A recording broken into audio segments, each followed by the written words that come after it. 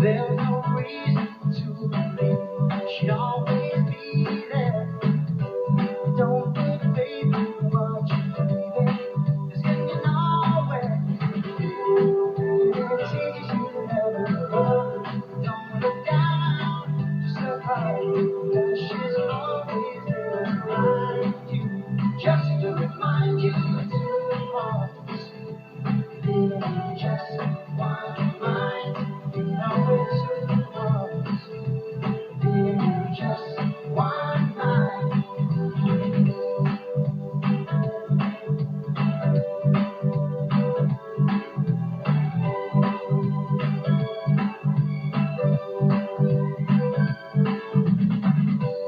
There's no easy way to understand it.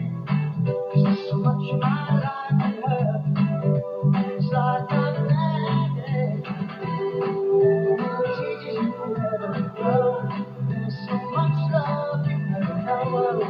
She can't reach you no matter what. Wherever you are, to heart. Just one mind beating together. To the end of time. You know it's too hard. Just one mind together forever. To the end of time.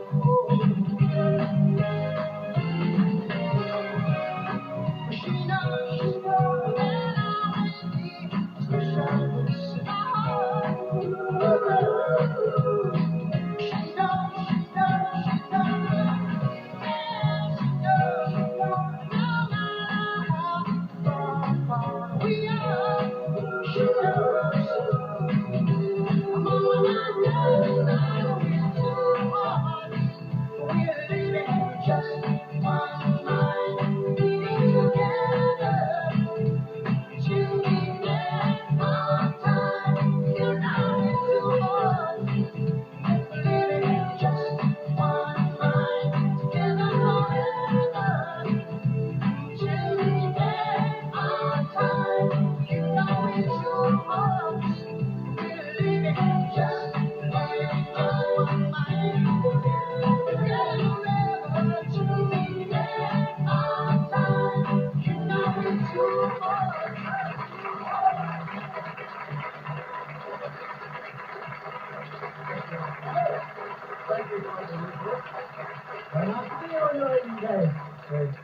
Well, listen, you're about to jump on a plane and go home tonight. Oh, I'm going to Melbourne first, and I'm going home, yeah. All right, we're going to take a break All right. and come back and talk about Buster, which is Phil's new movie, in which he plays Buster Edwards, one of the great train robbers. We'll come back in a moment. Thank you again, Phil, very much for Two Hearts. We'll come back after this break. MyLock Model 203. You can make a dress in 10 minutes. It's easy to use with the MyLock exclusive electronic control. The Model 203 an overlocker with all these exclusive features, plus needle plates to allow precision width control up to 5mm overhead stitch, on special for only $599. But wait, there's more. There is also the MyLock 234 4-thread overlocker with safety stitch, quick conversion for flat locking, blind hemming and rolled hem for only $699. But listen, if you buy either the MyLock 203 or 234 at these special prices, you'll get this factory bonus pack thrown in. There's a convenient carry case, this invaluable MyLock Creative Sewing Guide, an instructional videotape, 8,000 meters of premium MyLock sewing thread, and a packet of overlocker needles. Wow, these amazing goodies worth over $100 are free with either machine. By popular demand, offer extended to the end of February. All Make Sewing Centre, Goodwood Road, Clarence Park, Janome Sewing Concepts, Westfield, Arndale, and statewide sewing centres, Mount Barker, Elizabeth. You can always trust everything they put into like a cornflake. Sure. Yes, they're very simple, I think, yeah. Well, the little flat, crispy flakes of corn. Oh, it's good sound. It makes me hungry. They're great. I eat them for breakfast. They're really crunchy. They're really different. The taste is unique. Well, I don't think you could really get anything more simple. They make me strong and healthy. Kellogg's Cornflakes. The simple things in life are often the best. Because they're yummy. Relax, we'll take your old carpet away during Solomon's fabulous summer sale. No gimmicks, just the best sale prices ever. Solomon's are rolling out savings of up to $1,200 a home. Save $40 a metre, superb quality cut and loop $17.9 a metre. Save $22 a metre, 100% pure new wool burner $77 a metre. Decorator plush with Scotchgard stain release $87 a metre.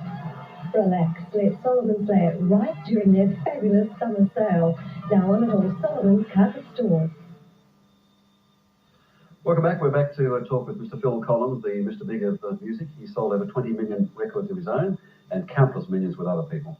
Phil's made the move from music to movies, as we said, playing great train robber Ronnie Buster Edwards. But it's not his first film role. He was in the epic, you'll all remember this, Calamity the Cow. Remember that one? He had a major part in A Hard Day's Night that even Paul McCartney can't remember. But his main claim to fame, I guess, is that he used to pose for knitting catalogues in Britain. So would you please welcome the cardigan kid himself, Mr. Phil Collins.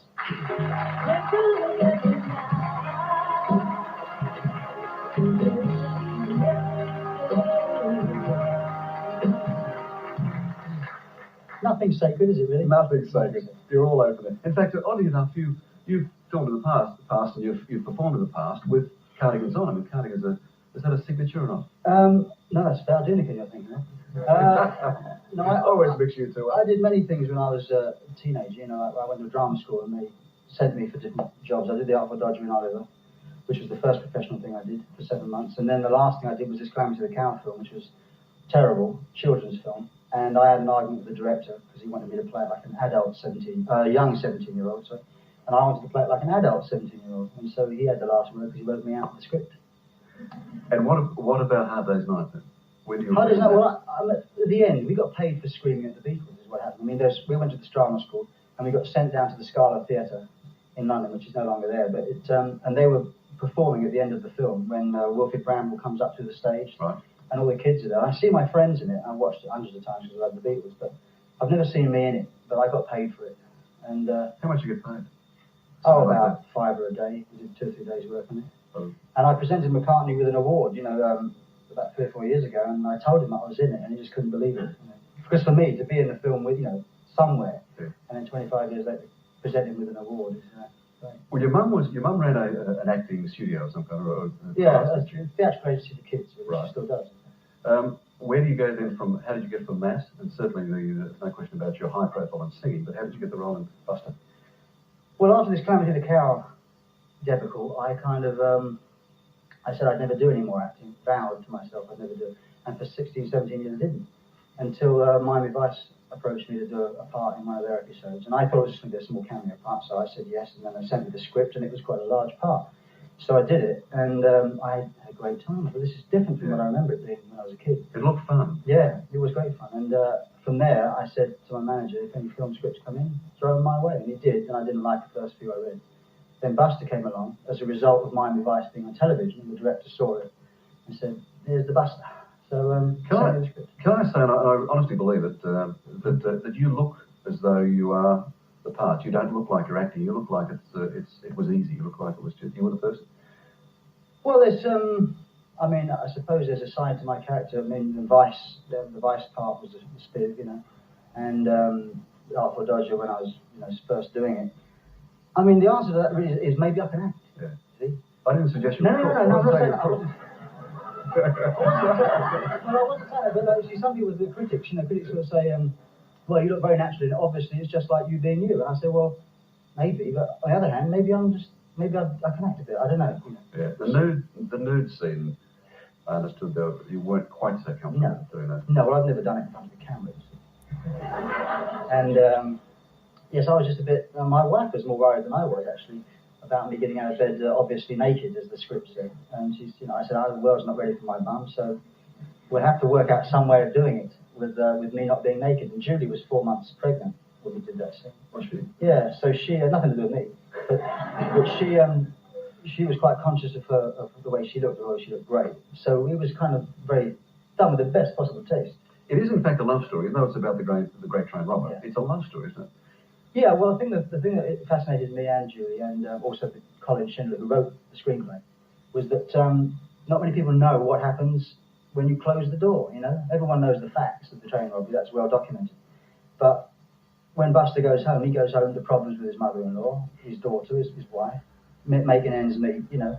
And that's what the film really deals with, how the robbery affected their life and their life on the run. And it's a true story. I mean, it's all factual. Yes. I mean, and June and Buster are today, 35 years later after they met, still married and happily married, you know, living in London. We've got a scene here, which is, in fact, when Buster goes off to Mexico to Acapulco with June. She comes back and leaves him, and finally he has to come back to Britain and give him some love. We know he's going to jail. Yeah, so for the love of his wife. This is the scene when he comes back. Look at this.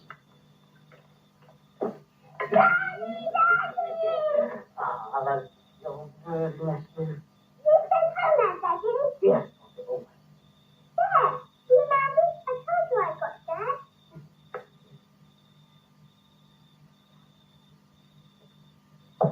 June, I want a nice cup of tea, darling.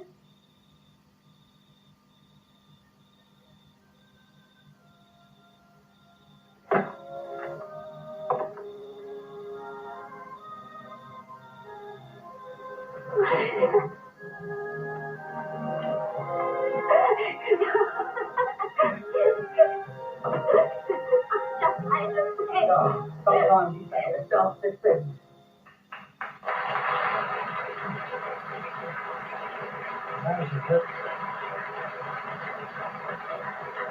It wasn't deliberate, but there you are back in the bed again. That's right. Just couldn't get me out of bed. Isn't she terrific? She's listed these days as certainly one of the top 2 or 3 actresses in Britain, isn't she? Definitely.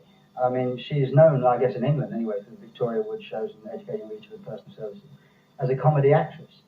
But she's a great straight actress. In this film, she's, you know, it's a comedy film, and there's very funny moments, but it's not a legitimate comedy. And she's got some great moments when she just used to go into a room for a minute and come out, tears coming down her face. It's fantastic. Yeah. The scene where you slap around has a story to it, doesn't it? Yeah, well, she was when she got to Mexico. She went down. I mean, she was pregnant, as I say. So she went. She was in bed for a week with an ear infection. And the first day on the set was this day when it was blazing sunshine, and I had to hit her around the head all the time. And it wasn't easy to do because I really got attached to Julie, you know. And when it was her close-up, the director said, "Hit her hard." I said, "I can't hit her harder than I am. You should hit her hard." So I really whacked her. And she came down and she came up with tears down her face. She was like, "What are you doing?" Yeah. As if, actually, that's what June would have said, because Buster didn't ever hit June, but in the film, to get over a point, you do that. I know you've told the story before, but it is a good one. The fact that you had to write to Prince Charles and Di and ask them not to come to the premiere because of all the kerfuffle. Well, I invited them, so it was down to me to uninvite them, really. Because I'm a trustee of the Prince's Trust, and that was my idea to invite them to a royal premiere, so we could raise money for the charity. But those wonderful moral guardians of ours in England decided that it was an obscene film and glorified crime, and they hadn't seen it. You mean the press? The press, yeah. They hadn't seen it, and they just assumed we were going to treat it, you know, as condoning violence and glorifying crime. It's a very non-violent crime, to be honest. Anyway, it got to such a furore that I had to sort of write to them and say, "Don't come," because it would be embarrassing. Which was a pity. It was a pity, but the thing was still a charity premiere, so you know, the kids got the money. It has been #1 for a long time in Britain. Yeah, it was #1 in London. When it went nationwide, it went to #1 for a while. It's been out since September in England. So we did an interview with Buster late last year when it was being made, and he said that his complaint was that he liked you in the role, but he thought that he had more hair, and he dressed better. Everyone's got more hair than me. The baby's got more hair than me. New baby coming? New baby coming in 7 weeks, yeah. All right, you better get home to that. It's just starting to show as well.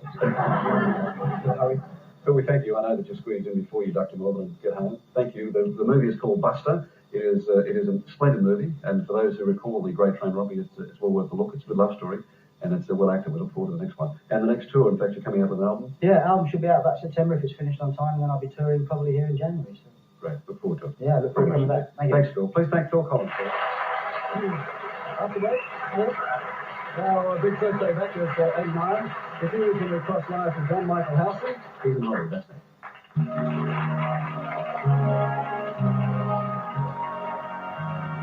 But more recently with Mechanics.